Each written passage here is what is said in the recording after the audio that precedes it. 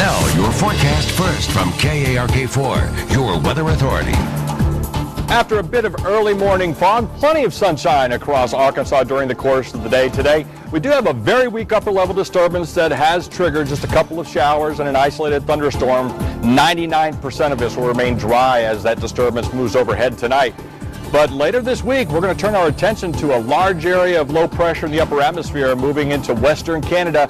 That area of low pressure likely to bring wind chills as cold as the low to mid-teens to parts of Arkansas by later this week. We're going to talk all about it in just a few minutes. But your forecast first for Little Rock, we're looking for clear skies overnight. We're going to start your Tuesday at 59 degrees. KARK4 News at 5 starts now. Fire destroyed several units at a Little Rock apartment complex. We don't expect this, but we'll be okay. We take a look at the damage done. Today marks 1 month since more than 200,000 gallons of oil ruptured from a pipeline, leaving dozens of people out of their homes. We're live in Mayflower tonight with a look at how the community is rallying to keep this from ever happening again. It's not the Lindbergh baby kidnapping, but it's just the principle of the thing. A notorious gangster, a target of crime. What the owner is offering for the safe return of the bandit. Now, from the station you count on for local news that matters. This is KARK4 News at 5. An early morning fire forcing families to evacuate a West Little Rock apartment complex. You're taking a live look at those apartments right now. Several people who live there receiving help from the Red Cross this evening. Good evening, and thank you for joining us tonight, everybody. I'm Bob Clausen. Hi, everyone. I'm Jessica Dean. It all happened at the Town Oak Village apartment complex off Rodney Parham Road.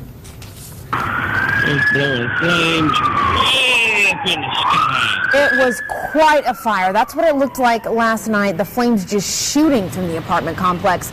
We're told 12 units were destroyed. 4 of them were occupied. And the cause of the blaze still unknown right now. But as you can imagine, families woke up to the sound, the intense heat of all of that, while neighbors waited to hear from family members who were living in those units on fire. I went to talk to them and see everything is okay, and well, unfortunately, everybody is still alive. The American Red Cross now assisting the displaced families, providing them with shelter and money. That old KARK4 News update for you on another devastating fire. Take a look at this. Investigators taking their time on this case and trying to figure out what caused this fire that destroyed the First Baptist Church, Highland Park, over the weekend. They say because of the sheer volume of fires the department is working, investigators tell us they simply want to make sure that they have all the information before making a determination on this one. The pastor of the church says a burglar alarm went off an hour before the fire was called. And crews in Searcy working to put out 2 separate fires this morning on a busy street there. Both fires on the same street. One happening in an apartment complex at the 1100 block of East Race Street. Unattended cooking the cause. About 3 hours later, an auto paint store went up in flames in the 2200 block of Race. That fire remains under investigation this evening. Good news here. No injuries in either fire. It has now been 1 month since thousands of gallons of oil spilled through the Northwood subdivision in Mayflower, forcing several homeowners to evacuate. Officials saying a significant amount of progress has been made with the cleanup process, and many families will be able to return over the next few weeks. And to mark this 1 month anniversary, community members coming together urging ExxonMobil as well as local, state, and federal officials to do everything possible to make that neighborhood whole again. KARK4's Drew Petrimo is in Mayflower tonight with more on what's going on out there. Drew? Well, Jessica, people are expected to begin showing up at this park within the next hour. Event organizers say there will be speeches from people who live in the Northwood subdivision, religious leaders, also health experts and environmentalists. Organizers say the purpose of the rally is to pressure officials to keep making sure ExxonMobil makes this neighborhood and community whole again. 1 month ago at this hour, oil was flowing through the streets of the Northwood subdivision through a run of storm drains and into a marsh area that feeds Lake Conway. Before the flow stopped, an estimated 5,000 barrels of crude oil leaked out Since then, a massive effort to clean up has been conducted by ExxonMobil, which owns the ruptured pipeline. Still, 22 homes in Northwoods where the spill happened remain evacuated, and there are many questions about just how much damage has been done to that marsh area that feeds Lake Conway. Now, a joint statement released by Exxon and local, state, and federal officials running the show here on the ground says that they will have that plan to begin returning residents to the Northwoods subdivision just as soon as they can replace storm drains. That process is going on right now, but again, they hope to finally begin putting those residents back in the homes shortly. And Drew, you've been there really throughout. You were there the very first day this happened. You've seen it evolve over the last month. So what can you tell us about the delay? It seems like they're always saying we're hoping to get these people back in their homes. We think it's coming soon. It was supposed to happen several weeks ago. Well, first the holdup was the air samples. The health department was worried that there were still compounds in the air that could be harmful. Well, that has been clear for a while. Now the issue is that there was oil in storm drains, and the health department wanted the old storm drains ripped up, wanted new ones replaced. That is an extensive process. I was in there yesterday. A lot of the yards are torn up, heavy equipment everywhere. So that's obviously another danger that's keeping residents out. But again, Exxon and local, state, and federal officials hoping to begin that process soon. All right, Drew, we'll check back in with you at 6 o'clock. Thanks so much. KARK 4 News update here on a murder investigation in Pine Bluff. Police are now looking for this man you see right here, 21-year-old Jonathan Jones, wanted for capital murder in connection to the shooting death of 24-year-old at home Friday night. Jones is believed to be armed and dangerous. If you have any information on this case, you're being urged to call Pine Bluff Police. A Hot Springs man arrested on rape and incest charges. Police say Raymond Sardor was arrested Friday, less than a week after the alleged victims, two of them, came forward. Last week, Sardor was taken to the hospital because he told family that he wanted to kill himself just an hour before he was scheduled to be interviewed by police. You know, you can do just about everything out there to protect yourself from an identity thief, but they're out there. And it may still not be enough to protect your identity. Today, law enforcement from around Arkansas learned about new technology that thieves are using to steal your identity. KARK 4's Melissa Schroeder learned something at training today that we could all take a lesson from. Melissa? Technology is all around us. Digging through my purse here, I can find a calculator, a GPS system here, a cell phone, all great things, right? But technology in the hands of the wrong person can be crippling to any one of us. And I was shocked to find just how easy it is for someone to steal your identity. We hand over our credit cards to strangers all the time. Usually it's not a problem.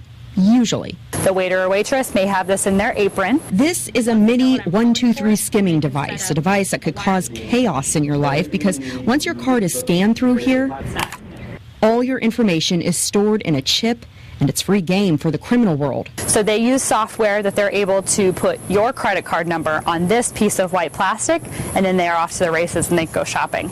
This is a gift card, and you can see on the board. The device can also be used to capture information from gift cards and your driver's license. Also, check out this device here. Looks pretty innocent, maybe even legitimate, but what crooks are doing with this is just swiping it past your pocket or your purse, and they're getting all the information from your credit cards. Plus, there's more. This is an MSR 206U. This device is a magnetic card read writer. Once thieves get your information, they can use this to make their very own credit cards. Since some of these tools can even be installed into ATM machines and gas pumps, it's impossible to know if you've been scammed. That's why law enforcement officers are here to see the equipment. Unplug this guy. So they can recognize it and get it out of the hands of criminals. Here are a few things for you to keep in mind. Try to check your financial statements every day if you can, and talk to your credit card companies and bank about setting up alerts when high-priced items are bought. Back to you. Man, we may want to go back to beads and blankets. Arkansas is ranked 28th in the nation for identity theft. The most popular form of theft is government documents like your driver's license that thieves use to get benefits and lines of credit. Scarface Capone, the target of crime outside the Hot Springs Gangster Museum. A group of teens now front and center after stealing the museum's mug of the infamous mobster.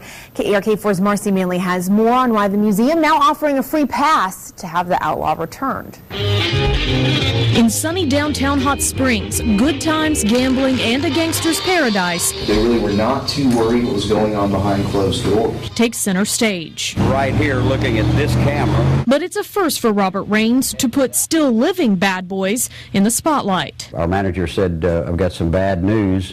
Capone is missing. And he said, do you want me to call the FBI? Saturday night, the museum's open sign a la Al Capone snatched from the sidewalk. Surveillance shows a group of teens casing Capone, then carrying him off. From the 1920s, Hot Springs police and Hot Springs citizens have always guaranteed Capone's safety here in Hot Springs. Now, Mr. Raines thinks that these kids were probably just looking for a turn at a good time. But on this one, the gamble might not pay off. It's a little large to be putting on your dresser, so I'm not exactly sure what they did with it. Capone's mug, the face of the museum and worth $500. No small payout. A lot of different bells and whistles to be able to put that sign out there. Raines asking the public to be on the lookout. I'm not interested in trying to get a kid started down the road. And with the courtesy extended to gangsters who made Hot Springs their hideaway, Raines offering these teens a free pass if they'll just bring Capone back. Reporting from Hot Springs, Marcy Manley for KARK 4 News. That was Marcy Manley, and Raines wants those who took Capone to know they can simply drop that sign back off outside. The museum's not going to press any charges, and if you've got any information, you are asked to call the Hot Springs police. It's a great museum there. I've been there, done stories there before. It's their sign. Bring Al back. Because basically, you know, if you hang out with Capone, you're going to get in trouble. It's bad news. So just bring him back. When you walk out, you're just fresh and ready for what the day brings you. Still ahead, it is being called a new concept of wellness, but could it be too good to be true? We're going to take a look at IV hydration, and here are some of the pros and cons coming up. And a spectacular spring afternoon across Arkansas today. The high temperature here in Little Rock, 83 degrees. We started at a chilly 49. You better find those winter coats because, believe it or not, record or near record cold is in the forecast. We'll let you know when to expect it in just a few minutes. This is KARK 4 News at 5 in high definition with Bob Clausen, Jessica Dean, Chief Meteorologist Keith Monahan, and Aaron Peters with your Razorback Nation report.